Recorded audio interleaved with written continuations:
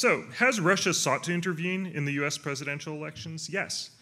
Russian state-sponsored hackers hacked into the computer system of the Democratic National Committee and leading Democrats earlier in the year and released stolen emails just before the Democratic National Convention in order to embarrass Hillary Clinton and leading Democrats, leading to the resignation of the head of the DNC just before the convention. But is there any evidence the Russians were behind it? 17 federal intelligence agencies agree that the Russians were behind it.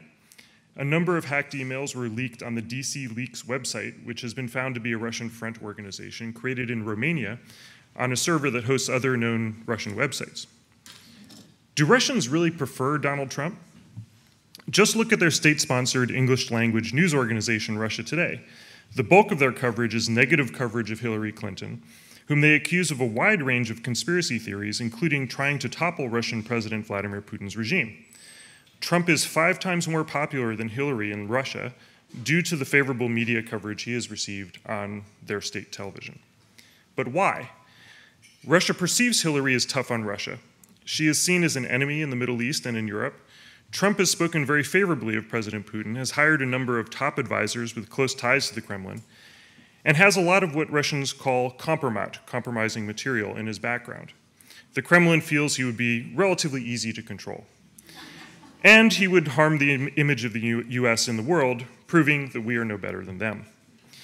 Shouldn't we have more friendly relations with Russia? Ideally, yes, but both of the last 2 presidents have taken office promising more friendly ties with Russia, but have come face to face with the reality of the Putin regime, which wants to reduce US power in the international system and in Europe in particular, and both presidents have ended up in the worst relations with Russia in living memory.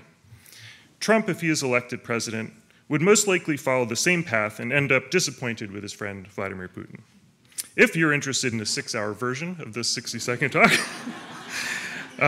tune in tomorrow to the webcast of the conference I'm co-organizing tomorrow in Washington, D.C. at the Atlantic Council, titled New Dawn, Russia and the West After the U.S. Presidential Elections. Thank you.